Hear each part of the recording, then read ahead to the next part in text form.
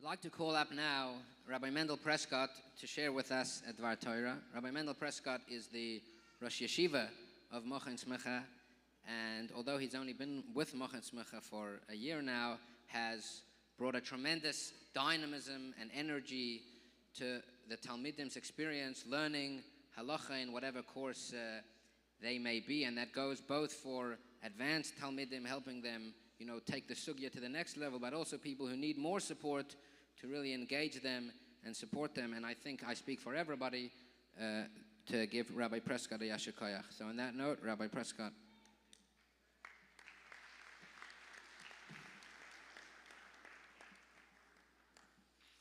Mazel tov, mazel tov. Hinei matov umanoyim shevas achim gam yachad. These words become all the more meaningful when a Shavas Achim that has until this point been virtual finally comes together in person. It's wonderful to see familiar faces, hear familiar voices, and finally be under one roof together. Welcome. Chazal teach us, Mesechtes Tainis, and Avzayin Amar Aleph, Amar Rabbi Chanina, Harbe lamadati mi Rabboisai, umechavera yoser mi Rabboisai, umitalmida yoser mi kulam. I learned much from my teachers, and from my colleagues and my friends, I have learned more than from my teachers. But from my students, I have learned most of all. For the first time, I can say this with complete confidence. Umitalmida yoser mi kulam. From my students most of all. The dedication, the hasmada, the unwavering commitment that people with demanding schedules and busy lives have demonstrated. Your consistency and devotion to Limud HaTorah has truly been inspirational. I know this through our conversations. You've continued learning through your simchas, through your recoveries from illness, while traveling for work, while on a vacation with your family. Your commitment to Limud HaTorah never wavered. It's been a tremendous chizuk, teaching me the incredible amount we can accomplish when we dedicate our hearts, minds, and time to this most sacred of tasks. The Gemara in Nedarim and Daf Nun Amud Beis tells us a remarkable story. Rebbe was celebrating his son's wedding. The Gemara tells us that Rebbe, the cost was 24,000 dinrei zahav. With inflation, it puts it about to $20 to $24 million on this wedding. Truly an exorbitant sum. The night before the wedding, Bar Kapara, one of Rebbe's prime disciples, Talmidim Uvhakim, approaches Rebbe's daughter with a prediction. Tomorrow, at your brother's wedding, your mother will be pouring me wine while your father dances in front of me. The wedding night arrives, everybody's come together, and amid the grand celebration, Bar Kapara taps Rebbe on the shoulder, and he says, Rebbe, I have a shaila. You have a minute? I have a shaila. Now, the natural response would have been, I'll be happy to speak with you after the wedding. But Rebbe immediately responds, no? What's the question? Bar Kapara asks, what is the precise definition of the word to'eva? How would you translate it? It's a word, doing my Shnayim Mikra, learning my Chumash. What's the translation? Rebbe proceeds to offer various translations. Bar Kapara rejects each one in turn. When Rebbe finally exhausts all his explanations, he turns to Bar Kapara. He says, what's your pshat? Bar Kapara responds, if you want my answer, go call your wife, bring a chair, have her pour a glass of wine, and dance, and I will tell you the pshat. Without hesitation, Rebbe complies. Only then does Bar Kapara reveal that the translation for Te'eva is Toya Ataba. You are mistaken in it.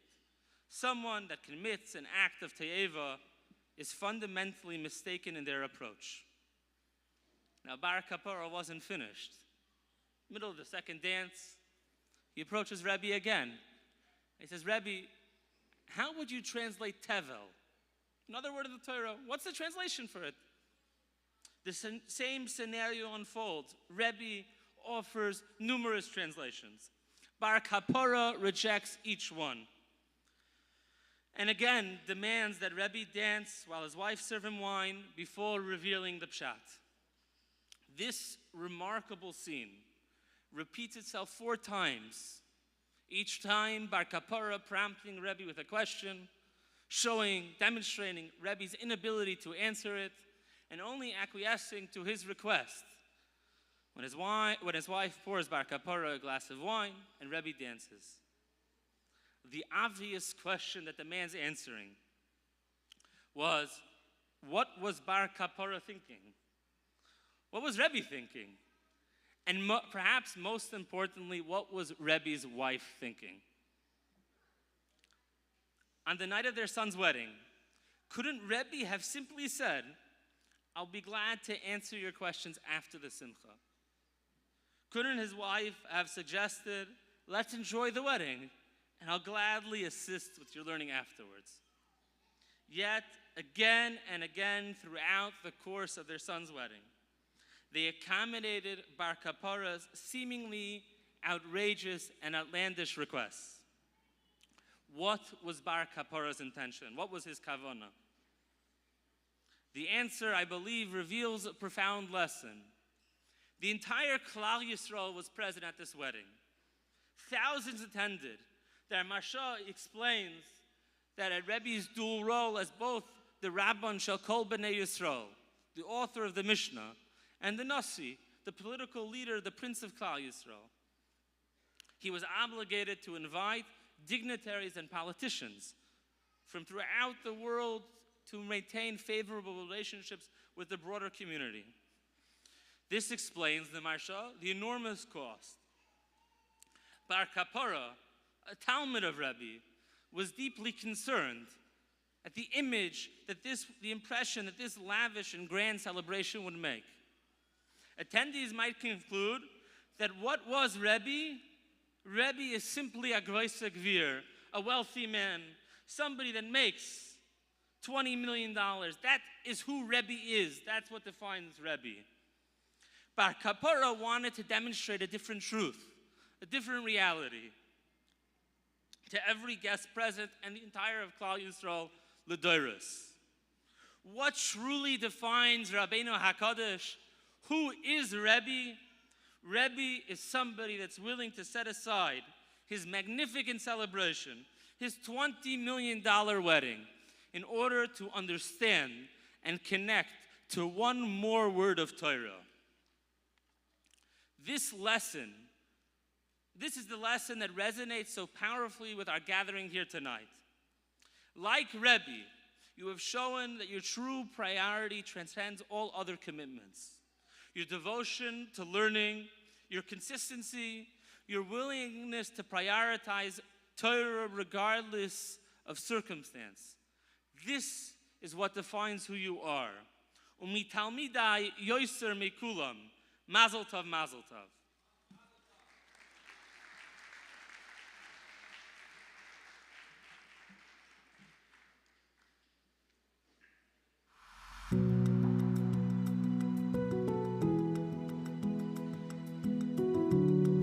The journey to Machon Smicha started long before. When I started this journey, I went from flying on Kol Nidre night and not being able to read a single aleph or base. I'd never learned to read Hebrew. At some point I made the decision and I went from keeping nothing on Friday to Shomer Shabbos on Friday afternoon.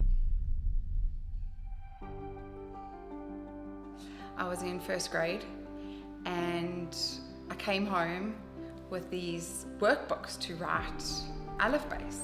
And so he actually learned to write Hebrew with me. It was the start of the journey, yes. credit for my business success has to go to probably even more so, or equally so, to my wife. The potential for Aquazania cropped up on the horizon, a gift from Hashem. And my wife was reluctant to be in a water business because she didn't see the potential for helping people. The fact that Aquazania became the vehicle to help Jews earn a parnasa was the recipe for the success of my business. Growing it to that scale was something you come to realize at the end of that process when you're selling it. And being able to sell it was going to give me the opportunity to sit down and learn Torah, which I'd never had. My daughter said to me, Tati, why don't you try and do Smicha? I said, you're crazy. There's no ways that I can possibly do Smicha.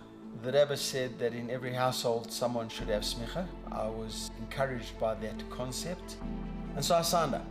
Machon Smicha was great. They provided me with the materials, they provided me with the encouragement, and they made it possible for someone like me who'd never had a formal yeshiva background to be able to go through the program and see that it was possible to get Smicha. I spent probably 30 odd years being frustrated and intimidated by Torah texts. And one of the beauties of a program like Machon Smicha is that it converted unfamiliar and frustrating into remarkably familiar and pleasurable. I have to say that every had a role to play in every part of my journey of getting involved in learning Torah. My father often underscores his own worth and gives it to all of us children for giving him the ability and the time to do it. But really, he's the one who did it, and he earns and deserves that credit. What Machon Smicha has given me is a very real understanding that it can't end with me.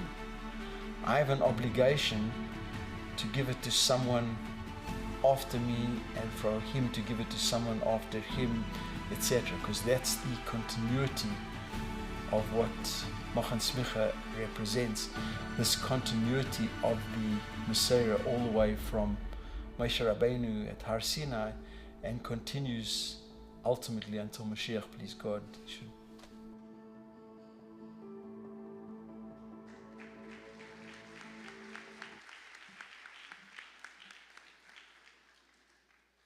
Thank you very much, Rabbi Prescott, for the dvar Torah. Thank you very much to Shraga Jameson as well for being willing to. One thing I know about Shraga is that he loves when people talk about him in public.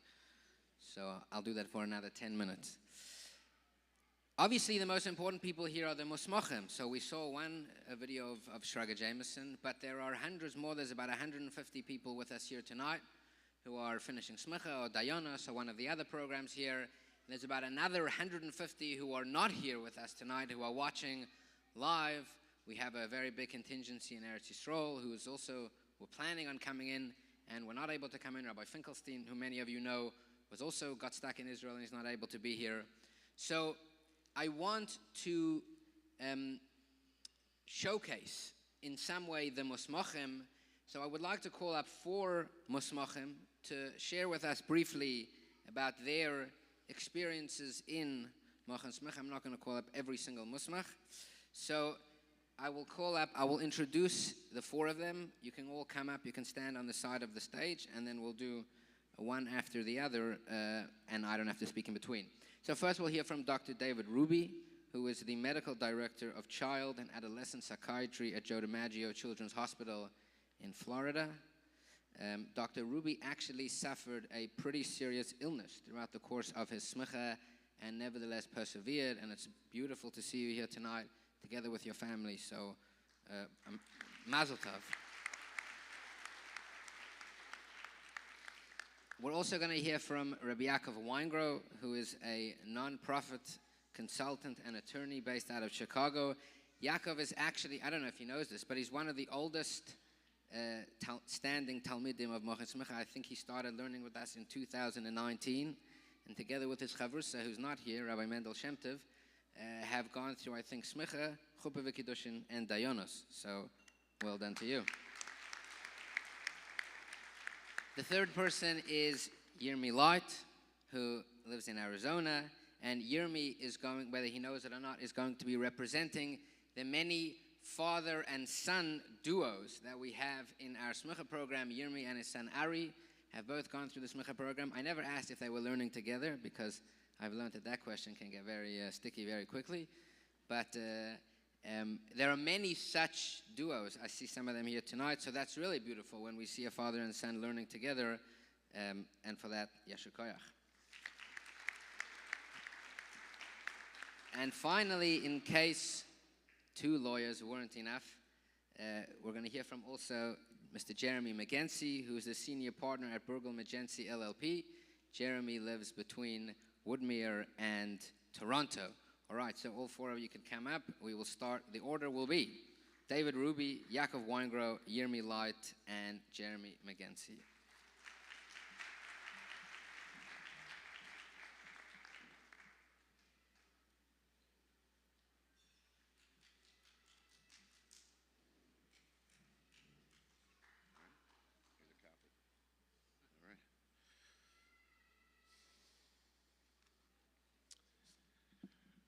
Good evening and welcome to all the Musbachim, their families and friends.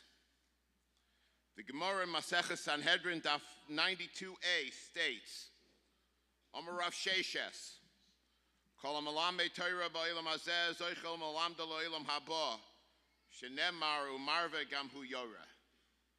Rav Sheshes says, anyone who teaches Torah in this world is privileged and teaches it in the world to come.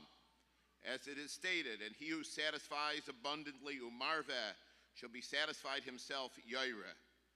If you transpose the letters of marveh, it becomes moireh, meaning that one who teaches Torah currently will teach in olam haba.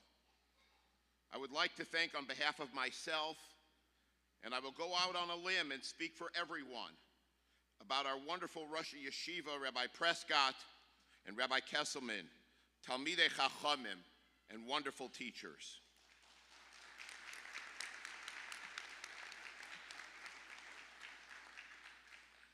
When I was skeptical about taking on this challenge, and at various times in the year when it was tough to keep going, our Rabbanim have been instructive, supportive, and steadfast in their support for my, or shall I say our, learning. I am confident that other Musmachim feel similarly. I am Makar Tov to our Rosh Yeshivas for all of the above and for being Marbitze Torah par excellence. May you continue in your Habatzas HaTorah for many years in Olam Hazeh and continue in Olam Haba in the times of Mashiach Tzidkenu.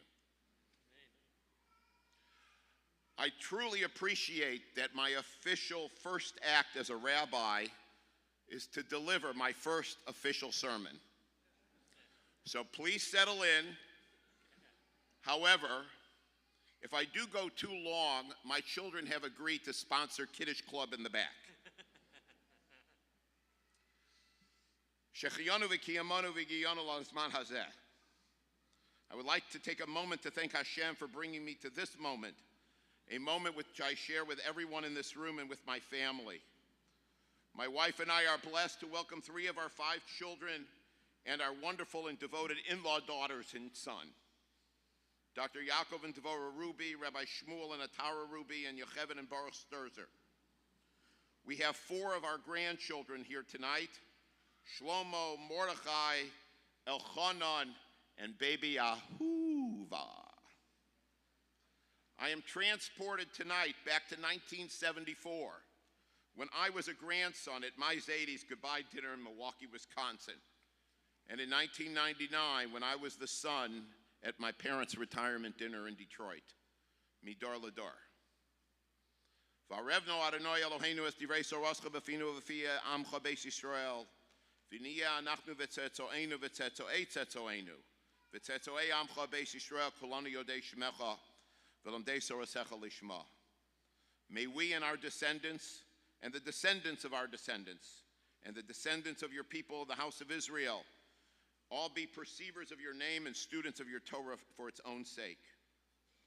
We are blessed that we have children and grandchildren who are the epitomes of this bracha, the Harevna. I myself am the offspring of Torah role models. My parents, Achaz and Shlomo, whose name is on my Smicha certificate, and my beloved mother, Esther Ruby. Aleim Machon. I come from a long line of Rabbonim, Mohalim, Sheikhtim, and Shul Yidden. I am blessed to have my father, sister, and uncle with us, Shmuel and Sylvia Wertentile, my cousins, Miriam and A. Balkin, my beloved brothers, Reverend Saul Ruby and Mr. Charles Ruby, who both flew in from Detroit and South Florida, respectively, to join this Simcha with us, and I truly appreciate them being here. We reminisce together about the Torah we learned in Skokie Yeshiva and Yeshiva University. Our Boca Raton neighbor and a true Brooklynite, Mr. David Jacobson, always said, "Whenever you are in Brooklyn, stay by me." This falls under the category of be careful what you wish for. Thank you for being a wonderful friend and neighbor and keeping an eye on our children as they grew up.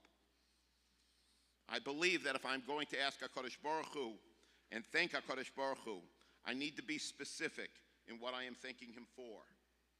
In Parshas Acharemos, we have the most famous statement in Posuk that says, "Ushmartem es chukosai v'mishpatai asher yaseh osam ha'adam v'chai bohem." There are many halachic implications of v'chai bohem. We learn of the necessity of being mechal el Shabbos to preserve a life. We all know the limud of v'chai bohem and not v'yamus bohem. Another pshat is v'chai bohem means the Torah brings you life to those who keep it and learn it. During this year, both myself and my wife dealt with a few medical issues. I am convinced that the extra learning that I did, which my wife supported unconditionally, contributed greatly to our recovery.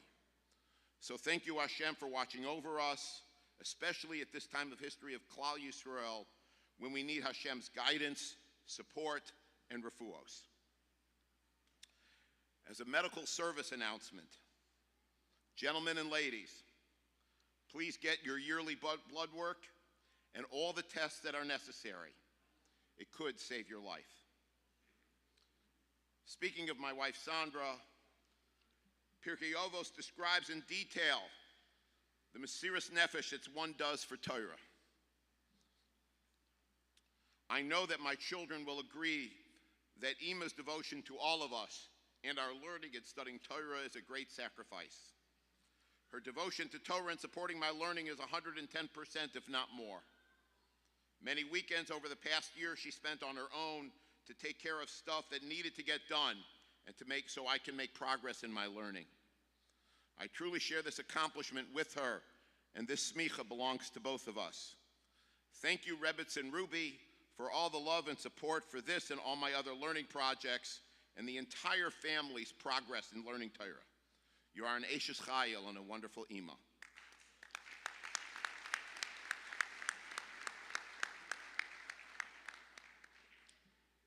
Squeezing in the waning moments of Chodesh Sivan, I'm going to comment on Chag HaShavuos.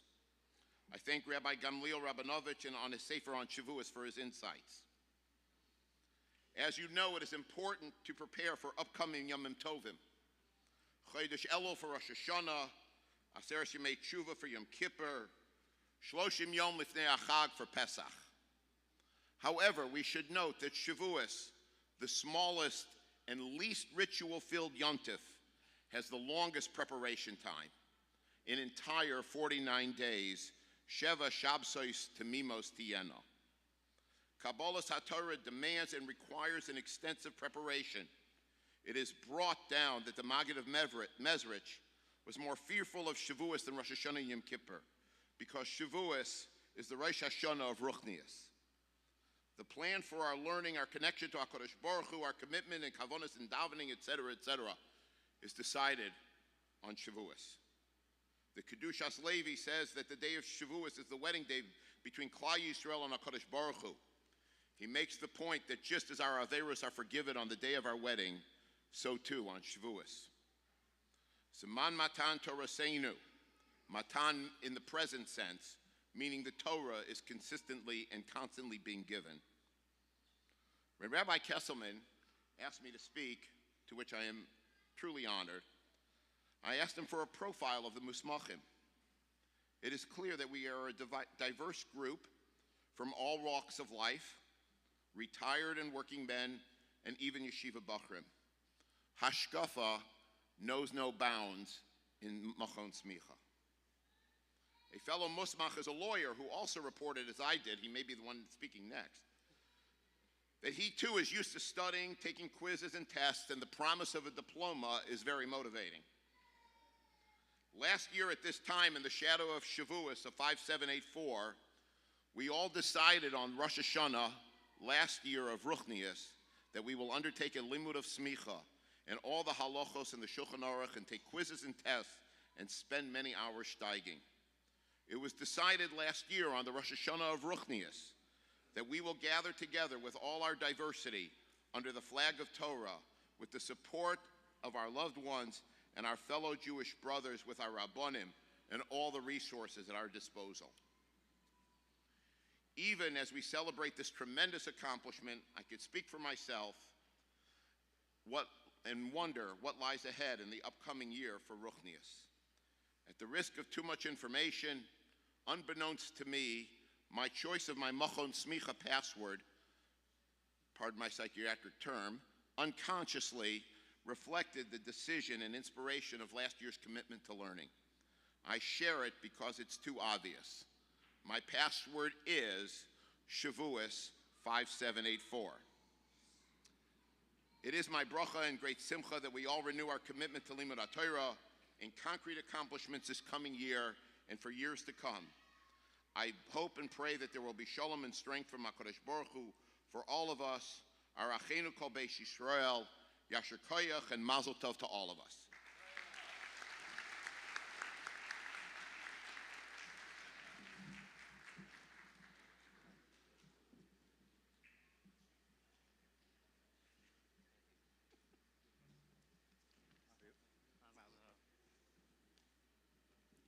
Hi, my name is Yaakov Weingrove from Chicago. My Havrusa and I started this program. We were the first ones, in the first group of Smicha participants. We were in the first group of Diana's participants. And we did this together. We were the canaries in the cave, and we were thrilled with the program. The support, the kindness, the availability, everything was really well done. But I wouldn't be standing here tonight if it wasn't for my Havrusa, Mendel Shem Tov.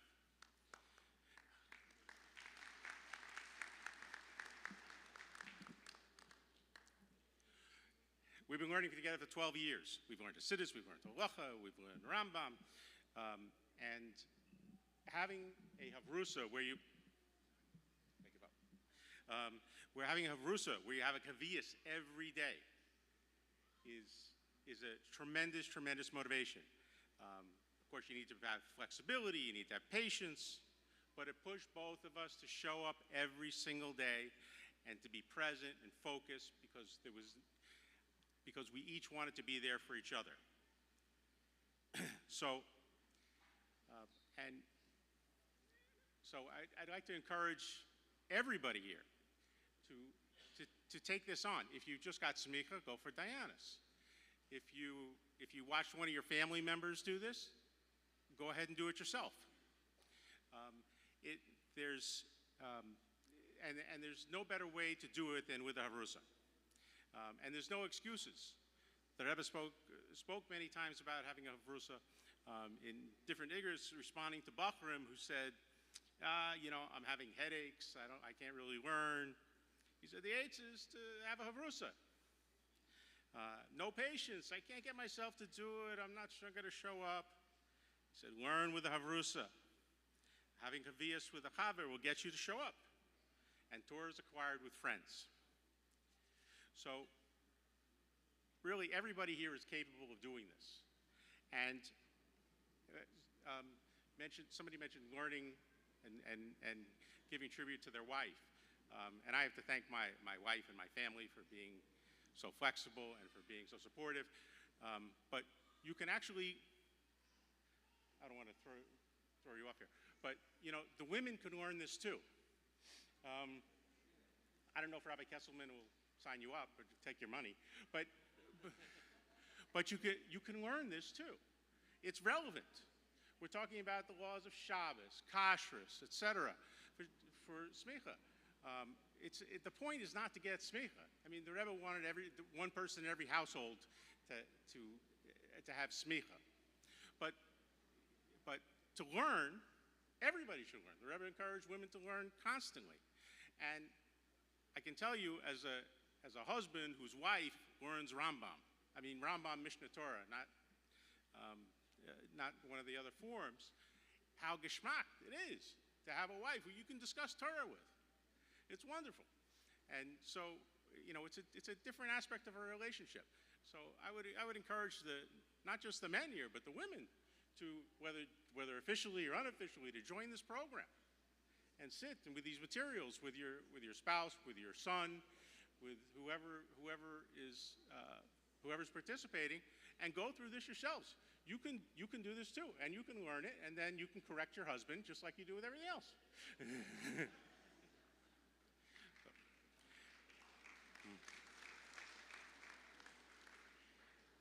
Anyway, I want to thank Rabbi Kesselman and Rabbi Prescott and everybody for being so supportive.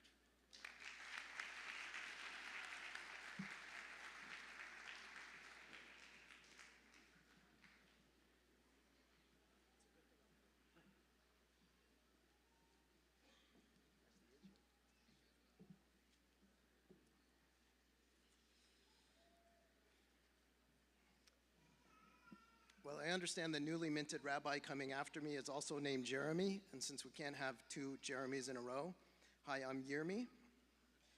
And I want to start by telling you a story about all-night learning on Shavuos. When Chabad of Phoenix was founded by Rabbi Zalman and Zippy Levertov on the instructions of the Rebbe in 1977, Phoenix was a nothing town in the middle of the hot desert. Today, it is a huge city in the middle of the hot desert with a vibrant and growing Jewish population. This past Shavuos, just before all-night learning, Rabbi Levertov asked if I would teach something. Now, when Rabbi Levertov asks you to speak, he's not asking you anything. He's telling you. So I said, sure. And with little time to prepare, and wondering what to teach, I remembered that I had recently learned Hilchos Borer for the Smicha program, so I would teach something from that.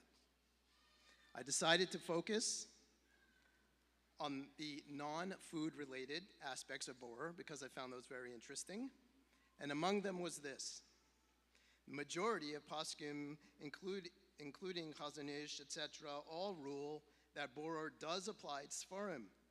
Therefore, it is forbidden to remove chamashim from a pile of chamashim and sidorim with the intent of putting the chamashim away together.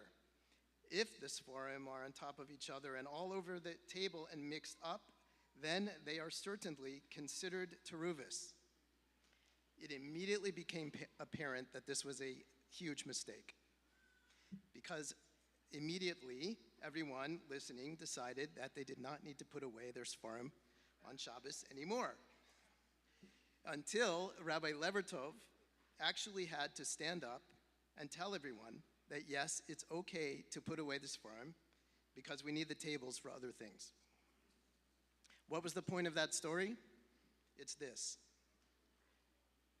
With the completion of this Smicha program comes a big responsibility. Because even if you don't see yourself any differently, other people do see you differently. By the way, Rabbi Kesselman actually asked me to speak about my experience with the program and not to tell an embarrassing story about myself, so that was bonus content. My experience with the online Smicha program did not begin when I received the Machon Smicha books and was very relieved to see that they were translated into English. It did not begin when my good friend Dan Newman, who is also receiving Smicha tonight, opened my eyes to this program and what I never thought was possible. It did not begin when I walked into Rabbi Yossi Shem Tov's shul in Tucson, Arizona, almost 20 years ago, and he did not say, "Sir, you're holding the book upside down, would you please leave?" It actually began when, as a smart aleck teenager, I asked my uncle, Rabbi Ed Winter of Chicago, in case anyone knows him, why, since chickens don't lactate, we can't eat them with milk. Such was the great intellect of a confused teenage mind. He also did not kick me out, which was nice. Instead, he took down a book from his shelf and he patiently tried to explain the basic principles of Basar B'Chalav to me. That planted the seed. But it was not until 40 years later with this program, with this incredible Smicha program, that I actually learned the laws and the reasons for them. So, Rabbi Kesselman, if you want to know what my experience with the Smicha program was in a word, it was captivating.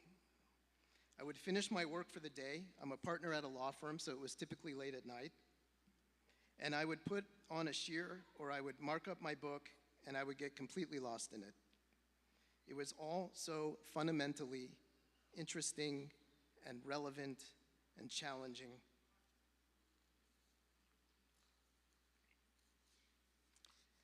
So if I may speak for myself and everyone else receiving their smicha today, which includes my son Ari, as you mentioned, we planned this so that my wife could become a Rebbitzin and the mother of a rabbi on the same day.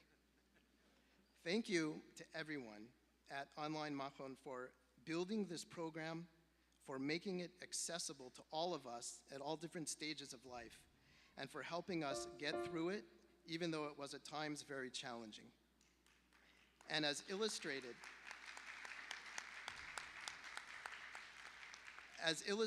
by the all-night learning story, I hope that each of us receiving our smicha today will use it wisely, to good ends, and will always continue our learning. And finally, I want to remind Rabbi Kesselman that I was promised a scotch.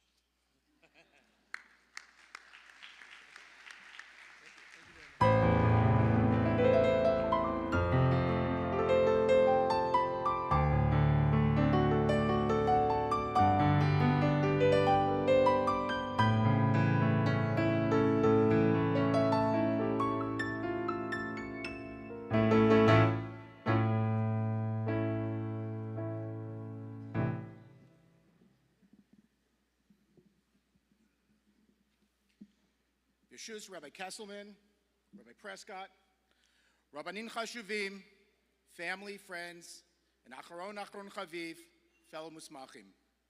Mazel Tov on this wonderful accomplishment. Your hasmada and dedication has led to this wonderful moment. Zeh hayom ha'aseh Hashem, nagila v'nismachavo. Is there a better way to honor Kadosh Baruch Hu than by hundreds of Bnei Yisrael learning His Torah at the highest level and coming together to celebrate their accomplishments, ki ish echad b'lev echad. This is why we were created. This is our tafkid in life. I'm both honored and humbled that I was asked by Rabbi Kesselman to share a few words this evening. I will try to be brief, but I've been told that brevity is not my strong suit. When I received the invitation for tonight's Chagigat Hasmicha and saw the date, I realized it was not a coincidence that tonight's Chagigah is just a few days before Gimel Tammuz, the 31st yahrzeit of the Rebbe. It was the Rebbe who championed the idea that B'nai Torah should obtain Smicha in order that they should be a Rav in their own home. Each of us have a responsibility for creating and fostering a home based on Torah, mitzvot, and spirituality. To do so properly, one must firstly be able to address halachic and hashkafic questions that arise in our daily lives.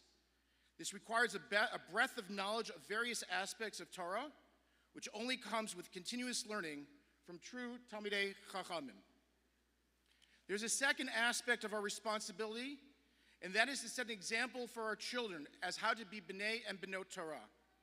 This includes instilling in them a love and appreciation of Torah and the primacy of Limud Torah. I think there's another reason why the Rebbe stressed the importance of obtaining Smicha. As recounted by Rabbi Y.Y. Jacobson in a Sicha given on Hoshana Rabbah in 1991, the Rebbe raised an interesting question. The Frierdiker Rebbe, in his biography of the Tzemach Tzedek, referred to each of the Tzemach Tzedek's sons as Admor. a term reserved for a Rebbe. And yet it was only the youngest son, known as the Rebbe Maharash, who became the Rebbe. So why, asks the Rebbe, were all the other sons given the exclusive title of Admor as well?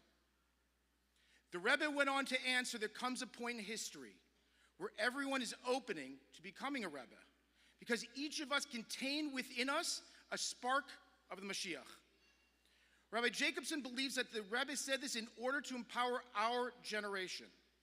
The Rebbe understood that he would not be with us forever, and he wanted us to be a conduit of Hashem just as he was. The Rebbe is instructing us to find the light within ourselves, and once we do, we become a Rebbe, a complete channel for Hashem's oneness and love through our special talents, creativity, and personality. Rabbi Kesselman, Rabbi Prescott, and the entire Hanhala of Machon Smicha embody the message of the Rebbe. They have created a Makom Torah of the highest order. They've taken individuals from different locales, hashkafot, and backgrounds, and given us the tools to spread Hashem's message throughout the world in our own unique ways. Tonight's Musmachim represent Mechanchim, pulpit rabbanim, shluchim, chaplains, and lay individuals who will go forward and take the lesson of the Rebbe and be a conduit of HaKadosh Baruch Hu to the world in whichever way we can, utilizing both the Torah we receive through Machon Smicha along with our God-given talents. This challenge of being a conduit of Hashem and His Torah was the ongoing message of the Rebbe throughout his lifetime and is the foundation on which Machon Smicha is built. I would like to conclude with one additional thought. We must have tremendous hakaras hatov to our wives and families for their love, support, and understanding and sacrifice why we were Melitz B'Torah. We all have limited time in our day, and when we spend time on one activity, we have to forego time on another. Quite often the time we spent learning came at the expense of family time. To you, our families, we say thank you. On a personal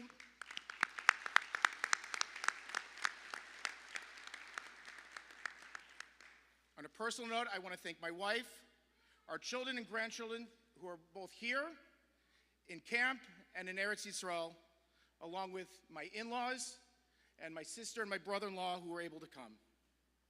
Paraphrasing Rabbi Akiva's statement to his Talmidim regarding his wife Rachel after being away learning Torah for 24 years, Shelanu, Shelachem, all that is ours is theirs. Mazal Tov.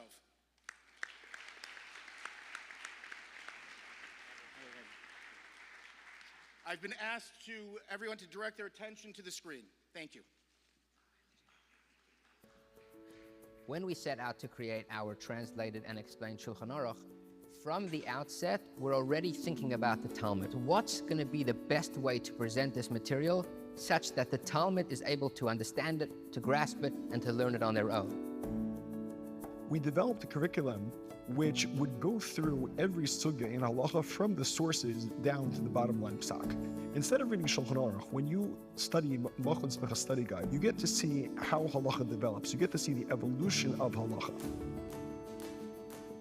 I think in general, halacha is incredible because it's vibrant, it continues, and there is a working model where we start with learning, and then we have to apply it and figure out where it goes. And that takes us through from the Rishonim down to the very, very contemporary poskim.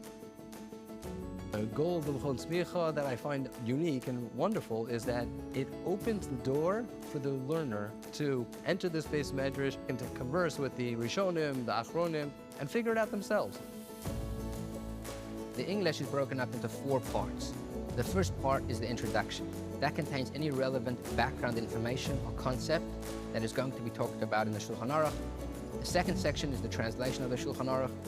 The third section is what's called discussions and explanations. That has any and all discussions from the primary Noisakeilim, along with any other commentary and discussions from other poskim, and also the contemporary application of the halacha. And the fourth section is the sources and notes. These are footnotes that contain additional discussions within the halacha that if the Talmud does want to take their learning to the next level, they can use that to explore. To organize the information that will best benefit the learners, the Talmidim. Not just give them the learning, but to lead them back to the sources and inspire them to learn more and more in depth. I truly believe that somebody who learns from our translated and explained Shulchan Aruch has an unparalleled experience in their learning of halacha, both in terms of what they understand and what they know, but also the way it's presented and the experience, such that when they finish, they feel empowered to take their learning to the next level and never stop learning, to continue on and on and on.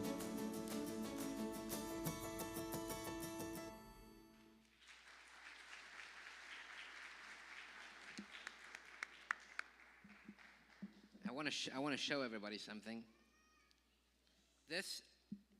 People say things are hot off the press, and they're normally exaggerating. This is quite literally hot off the press. I got this today. There's a typesetter by the name of Daniel Golem who's been making Leilos Kayomim to get this ready for the Chag Hasmicha. This is, not everybody's familiar with our books, but those who are, this is the new Basa B'Cholav edition of our Machon Smicha Shulchan Aruch. And in addition to the fact that all 3 volumes have been put into one, I don't know if you'll be able to see this, but the book now has a whole bunch of new sections that we're tremendously excited about. Again, I don't know if you can see this, but I'm just going to tell you. The one thing we have is something that's been asked for. Well, let me just explain. We have a very diverse student body in Machon Smicha. Some Talmidim are very advanced and some need more support. And we're always trying to create programs that can speak to and can motivate everybody. So one section that we've introduced is what we're calling Mekoiros. This is for every halacha, all the Mekoiros where we've brought in our curriculum from is all listed out so that Talmidim can learn from. That's one thing. Another thing is an introduction section. This is a section that has an index of concepts, the evolution, the development of halacha going back to Moshe Rabbeinu. There is this page that tells you everything you need to know about a Shulchan Aruch. There's dictionaries at the back. You could also hit somebody really hard on the head with this because it's really heavy. So we're really, really excited to be rolling this out to the people in our Smicha program over the next couple of months. And I have to say that I was nervous to talk about this tonight because I know that I'm going to have 300 WhatsApp messages later tonight from all the Musmachim of tonight asking me how could they get a hold of the new book. So we'll get to it. So, but the truth is, the people who deserve a massive Yashar Koyach, some of whom are here with us and some of whom who aren't, are the curriculum writers, researchers, editors, typesetters, etc., who put together the curriculum. And I know that most people, the Talmidim don't even interact with them, but ultimately we owe everything to them. So thank you very much. Before I call up my good friend Avi Lauer, I just want to make a special mention of a certain group of Musmachim here tonight. We do have, different communities, different ages, different stages, etc. But ultimately, Shulchan Aruch is the same. We have the same Mechaber, we have the same Ramah, the same Beis Yosef, the same Chag, Taz, etc. But one particularly group that stands out are the Bochrim. Baruch Hashem, we have many. Our programs are learned, Baruch Hashem, in multiple yeshivas around the world, including Tzfas, Beit Shemesh, Sydney, Australia, Cape Town, South Africa, Atlanta, Georgia, Los Angeles, Singapore, and in many more yeshivas. So all you Bachrim out there, these are Bachrim who spend many more hours, and they need to taking the learning seriously. So for that, Mazel Tov and Yashar Koyach.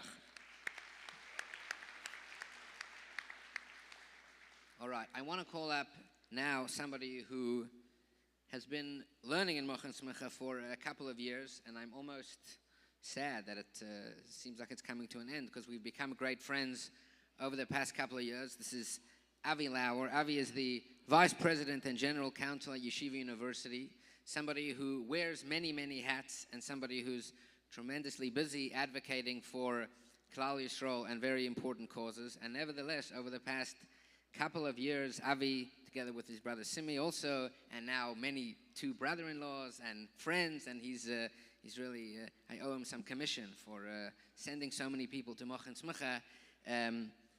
But I think Avi's just a great representation of somebody who's busy. There's a lot going on, yet nevertheless he's dedicated so many hours over the past years to learning Torah. He finished Smicha last time. Tonight he's finishing Dayanos. So on that note, Avi Lauer, Bechavod.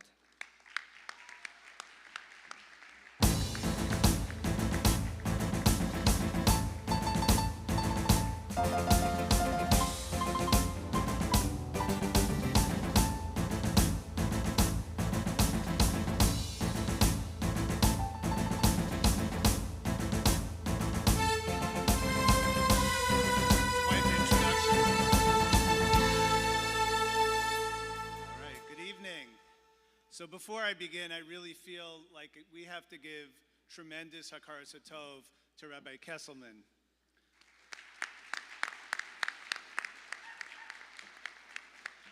Did you ever see a man get so excited about a book?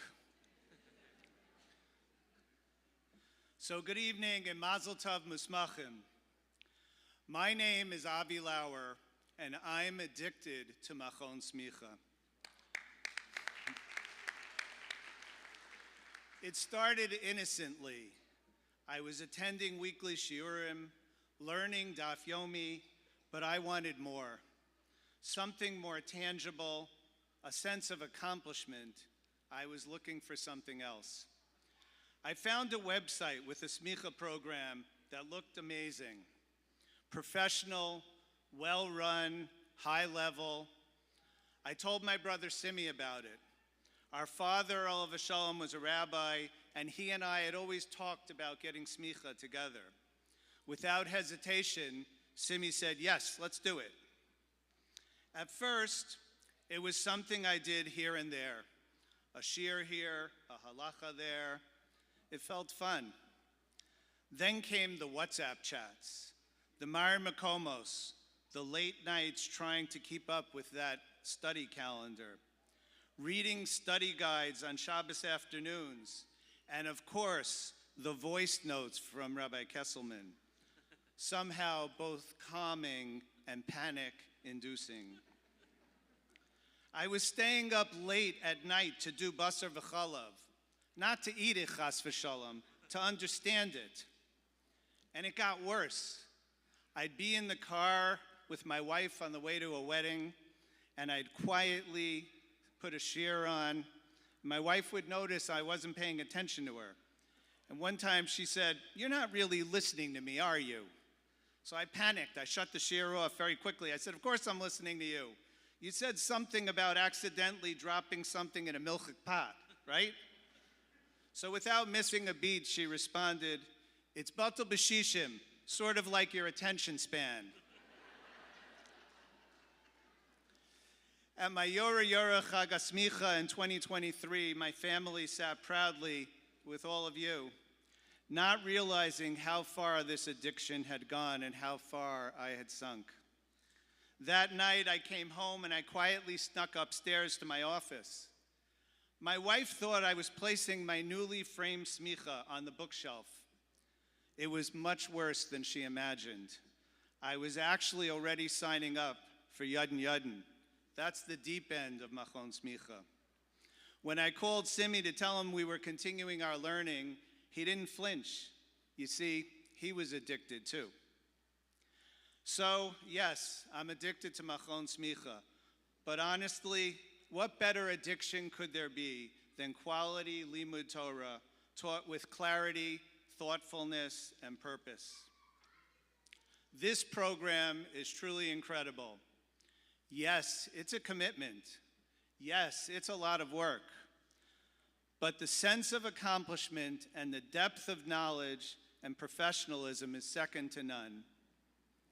It's not just a Smicha program. It's a living example that Torah belongs to everyone at every stage of their lives. If you're wondering, should I do this? I'd say absolutely yes. Do it for yourself. Do it for your family. Do it for the fire of Torah that still burns within. I thought this line would motivate my son to do this after, but he told me as I was walking up, he already signed up. So you have another Lauer. I hope he was serious, because now he's committed. So tonight is especially meaningful because it's about continuity. I complete Yadin Smicha and Dayanus along with my brother and Chavrusa, Rabbi Dr. Simi Lauer. We pushed each other, we debated each other, and we found more excuses to speak to one another and stay in touch. I think our sister is a little jealous. Our father, Rabbi Elias Lauer, Olva Shalom, and our mother, Ilsa Lauer, Alea Shalom, are surely looking down at this moment with great nachas. And I welcome my aunt who joined us this evening as well. To Rabbi Kesselman and the Machon Smicha team, thank you. You've built something extraordinary and meaningful, and you should be very, very proud of it. My kids have always encouraged me. They were at the first Chag Hasmicha, and they're all here tonight. There's no greater pride in a Jewish family than celebrating a Torah accomplishment together. So as I've said before, you're never too old to embarrass your children, but you're also never too old to give them nachas. And to my wife, Eliza, you didn't just support me, you made this happen. You listened to countless shiurim in the car. I mean, really, a lot of shiurim in the car. And frankly, you knew Basar V'chalav better than I did, and if Rabbi Kesselman let you take a bechina, you'd ace it. So, although Rabbi Kesselman gave me 3 months' notice about the opportunity to say a few words tonight, I sat in shul this past Shabbos, realizing that it was just a few days away. You see, some things don't change from high school. But then it hit me.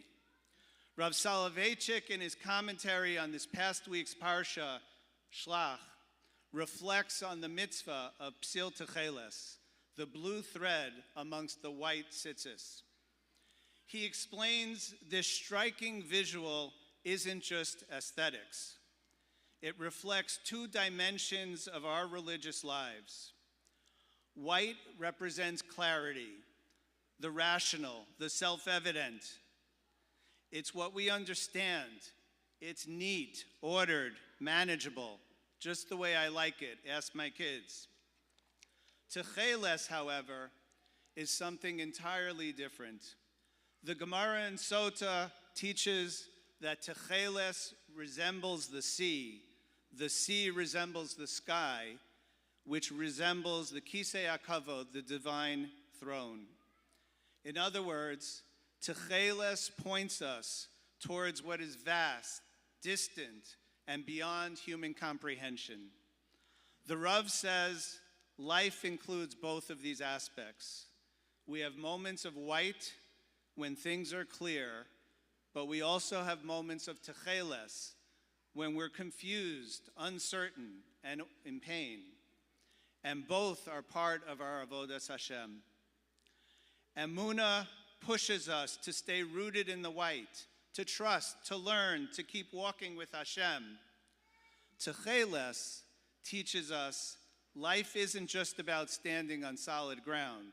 It's about striving, daring to grow, and reaching further, even when it's uncomfortable. That's what Machon Smicha is about. It's clear, structured, accessible, but it also dares you to reach deeper. It's Torah that meets you where you are, but refuses to let you stay there. As these thoughts came together in shul on Shabbos, I kept wondering, what's my one takeaway? I was also wondering if as a rabbi I should daven a little, but that's besides the point. This past Shabbos, we also recited Mevarchim HaChodesh, the blessing of the new month. And we say in the blessing of the new month, Yehi Ratzon Milfanecha Hashem Elokeinu, Shetechadesh Aleinu Es HaChodesh Hazeh L'tova V'livracha.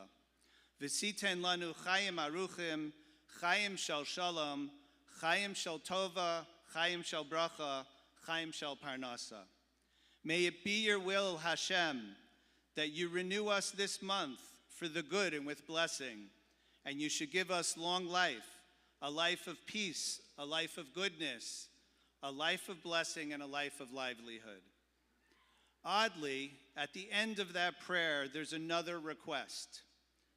Chayim shetevanu avas Torah v'yira shamayim, a life of love of Torah and fear of heavens. This seems a little odd.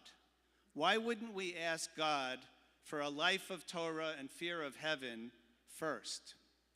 Isn't it more important than all the other requests we're making? More important than a long life? More important than a life of peace and goodness and blessing and livelihood? So there's a story told of a man who was quite ill, and he went to his doctor, and the doctor told him his illness could be cured, but he had to take a certain medication for 7 days. The man went to the pharmacy, and he watched the pharmacist prepare his prescription. The pharmacist put the powdered medicine into the bottle, and then he poured some water into the bottle to create a liquid medication that could be taken orally. The man went home, and he took the medication once daily for 7 days.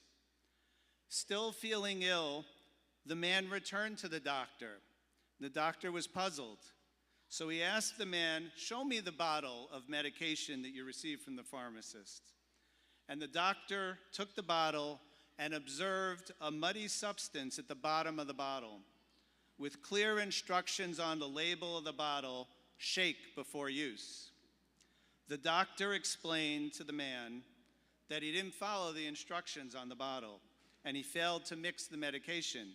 So the substance of the medication remained at the bottom of the bottle, and he was simply drinking water all week. Well, the same holds true for the Rosh Chodesh benching. Avas Torah and Yiras Shamayim are at the bottom, listed last, because we need them in every area of our lives. We need Chaim Shel Shalom with Avas Torah and Yiras Shamayim. We need bracha with Avas Torah and Yiras Shamayim. And we need Chaim Shel Parnasa with Avas Torah and Yiras Shamayim. Because Avas Torah and Yiras Shamayim is life itself. Without it, there's no meaning. And it's the source and the essence of life, and without it, there is no life. So my bracha to my fellow Mismachim and all of you is Yehi Ratzon Milfanecha Hashem Elokeinu Shetichadesh Aleinu L'tova V'livracha V'siten Lanu Chayim Aruchim Chayim Shel Shalom Chayim Shel Tova Chayim Shel Bracha Chayim Shel Parnasa. But most importantly, Chayim Shetevanu Avas Torah V'Yiras Shamayim.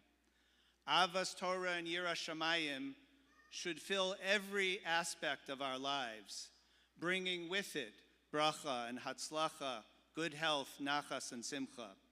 Together, we should continue to grow in Torah, deepen our connection to Hashem, and bring light to the world, one halacha, one mitzvah, one kind act at a time. Mazel tov.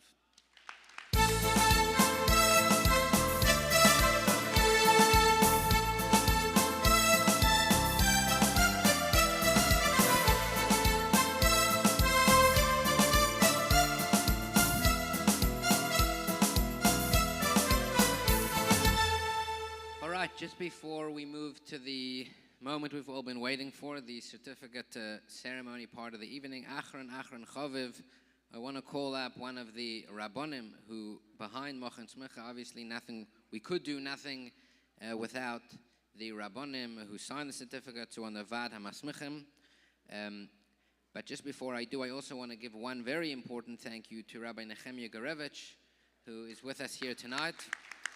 Rabbi Garevich was the Shoyal Meshiv in Machon Smicha for about 5 years, and although he has gone to build his own community and Steller, etc., I know many people here owe everything to that. I want to call up Diane Levi Raskin, who has come from London to be with us here tonight to share some divrei bracha with the Musmachim, after which we will move to the certificate ceremony.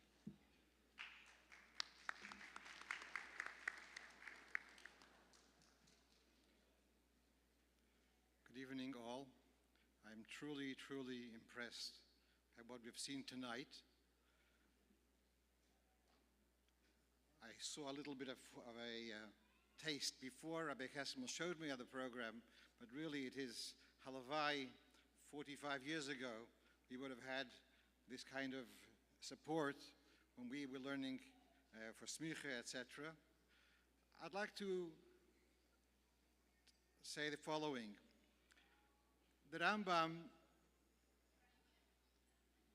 was very modern in his approach. If Torah before the Rambam had to be halacha, you had to find a bit of Hilchos Shabbos and Gemara Ksubis, and Hilchos Basa B'Cholov you might find in Zvochim, etc. The Rambam made Torah extremely accessible by presenting it in a predictable place, a predictable way. Shulchan Aruch means it's there, it's presented on the table, ready for you to take. Machon Smicha has taken this to a totally new level. B'chol asar v'asar. It's made Torah accessible and halacha accessible wherever, whenever, and using modern technology. Not only the fact that it is available through online methods, but also what we've seen here, the presentation has been utilizing the technology to give the Torah, to give the halacha in an extremely accessible way, and for that is a tremendous yasher koyach.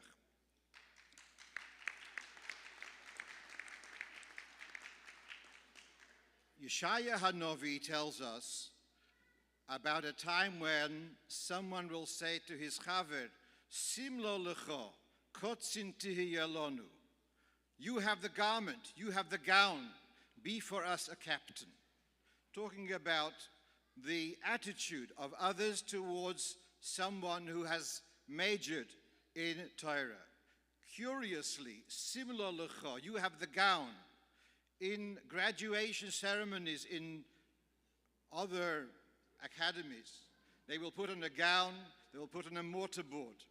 Somehow seeing the one who's now got the qualifications of knowledge to be wearing a type of garment.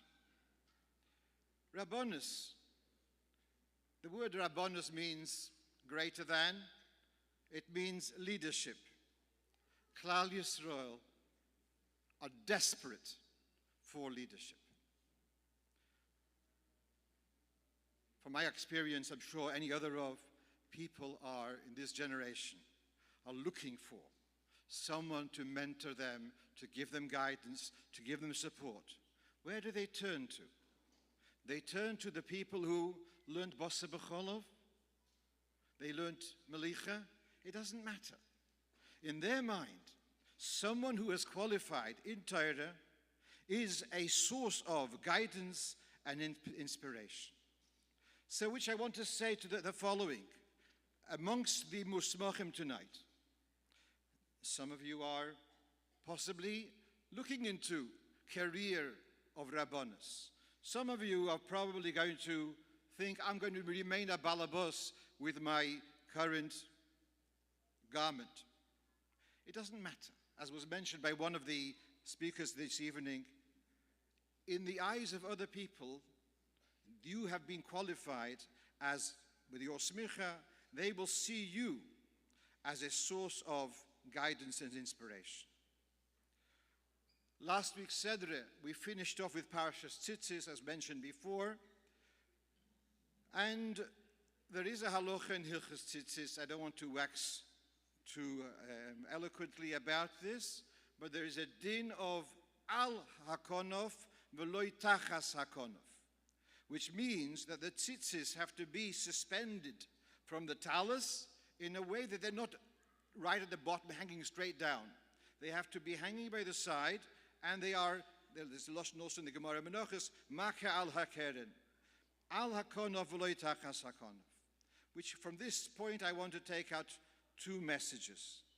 The talus is the square, and in Rabbonos, you need to think out of the box. That's the tzitzis, which are reaching out beyond the square, beyond the frame, finding innovative solutions to challenging problems.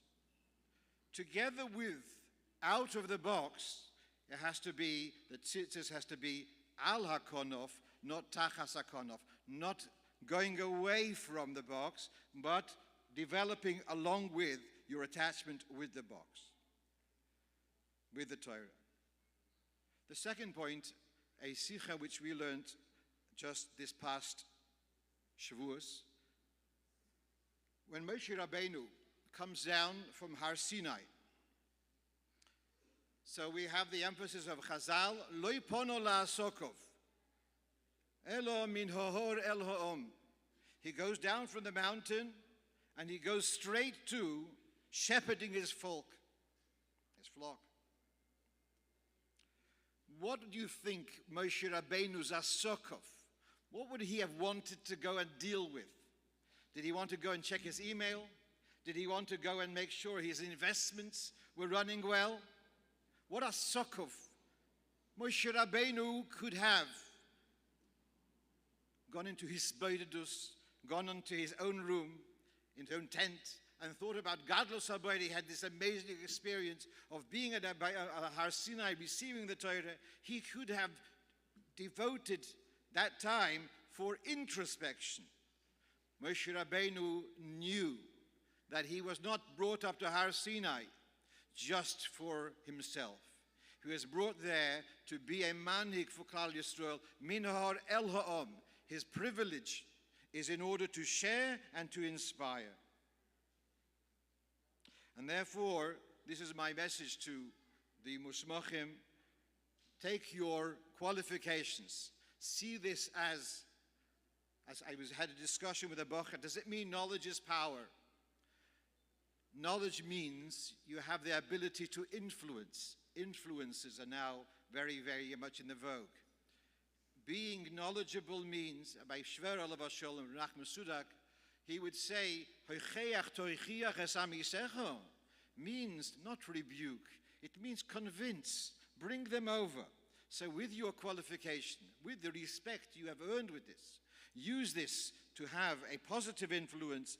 Abbas HaTorah, as was mentioned before, and Mkara Zayin Eden Tachas Kamfi Hashchina.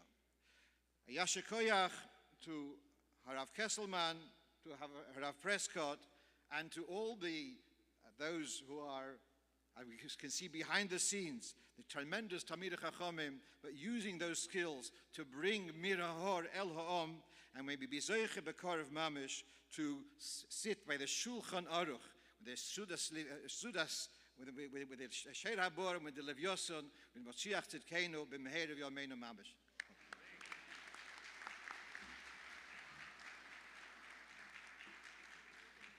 Thank you very much, Diane Raskin.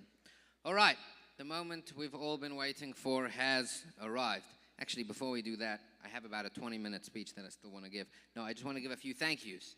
First of all, I would like to thank, as already has been mentioned, the Machon Smicha team, Rabbi Prescott, our writing team, so Yasher Koyach. I would also like to thank Reb Shlomo Leib Goldman, who runs our warehouse and shipping department. I would like to thank Rabbi Nechemia Garevich, as I mentioned before.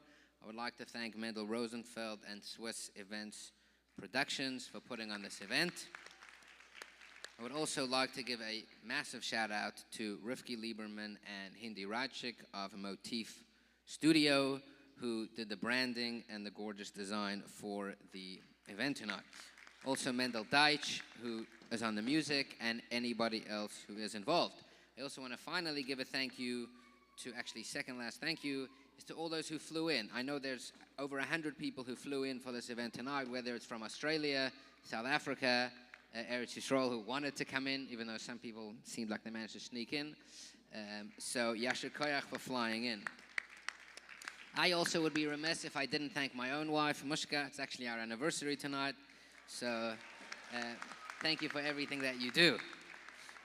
All right. We are going to do the following. For the purposes of this not taking about an hour and a half, because Baruch Hashem, we have a lot of musmachim. It's a good problem to have. We are going to call up, first of all, as follows. There is dessert in the other room. Everybody can go and enjoy, so you don't have to stick around. All musmachim, please, you're invited to come up. If you have a certificate, please come up. We are going to take, one second, let me finish so that I can explain. We're going to take one grand picture. Rabbanim, stay where you are. We're going to take one giant grand picture with everybody. Then, after that, I'm going to ask all the musmachim to go off the stage and to line, if you want to take a picture, and to line up on the side. On the back of your frame, there is a label that you can unstick that has your name. You'll come up on the stage, you'll peel the label off, give it to the speaker, they will announce your name, you'll come up, we'll take a picture, and then you can go enjoy the dessert. Otherwise, everybody else can want to join. But the point is, all musmachim, if you have a certificate, or if you're a musmach and you don't have a certificate, please come up now and make yourself comfortable. Yashar Koyach, thank you so, so much, everybody, for coming. What a beautiful event. Bezras Hashem, next event will be 4 times the size. Yashar Koyach, thank you so very much.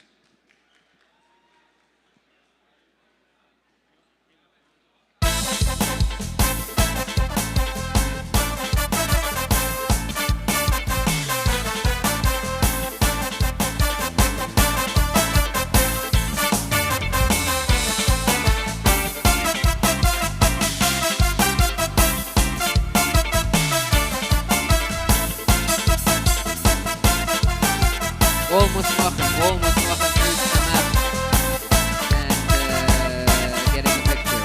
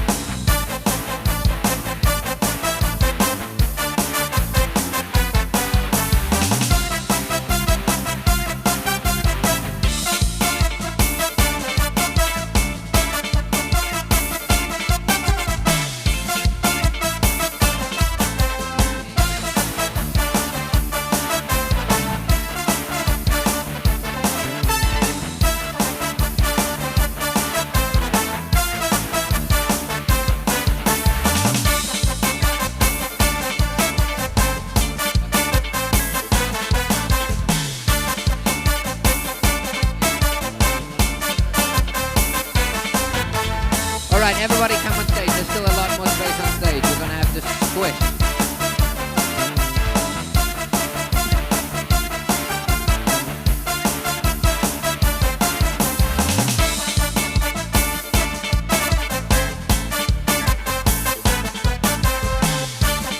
Okay, we need everybody to move back. Whoever is taking pictures, we're going to need you to move back. There's still more space on stage. Come. We're going to have to push and squish.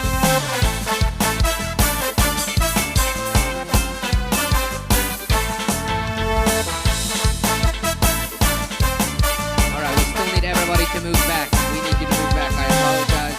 You are an expert photographer. There is no question about that. But we actually have a professional who needs to take a picture. So we need everybody to move back as much as possible. As back as possible.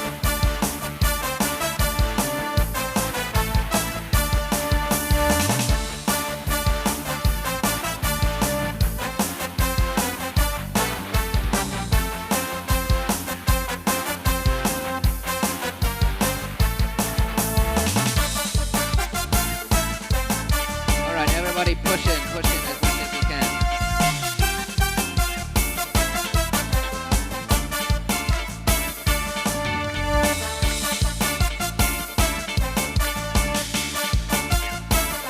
All right, we still need people to move back. We need all the men in the crowd to move back. We need all the men in the crowd to move back. Thank you very much.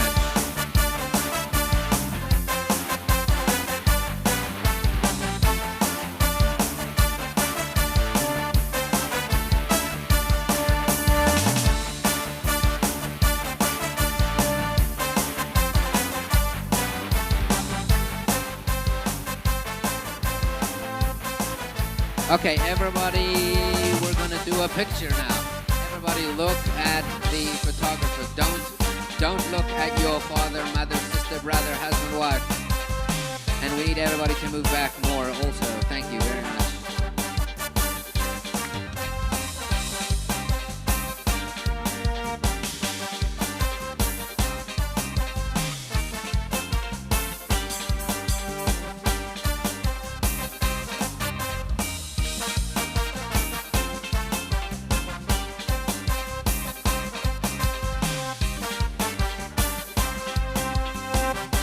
Should we, Mr. Photographer?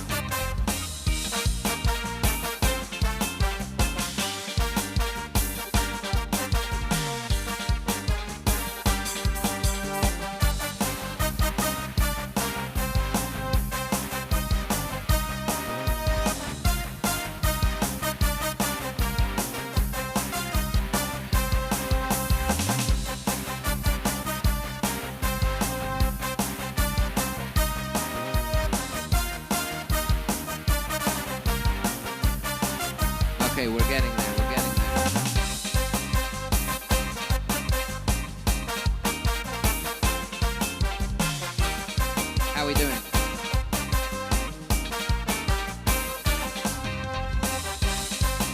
Okay, everybody look at the photographer in 5, 4, 3, 2, 1.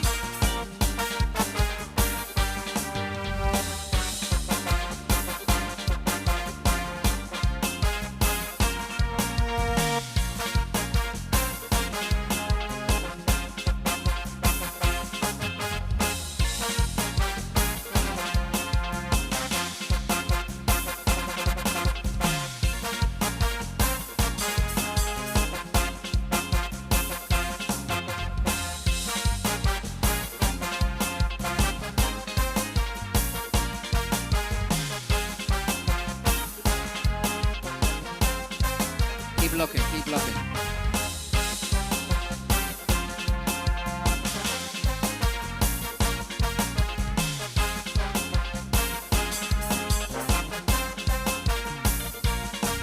All right, we are good. Mazel tov, mazel tov.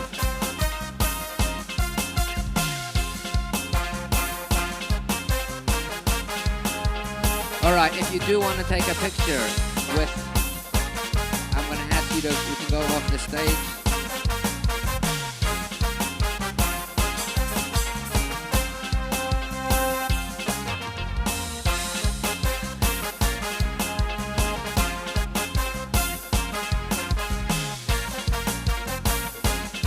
You know what? To make things easier, we will do pictures outside. Myself and Rabbi Prescott will be outside. If you want to take a picture, we'll be there. Everybody else, you can go enjoy desserts. Yasher koyach for joining. Thank you very, very much.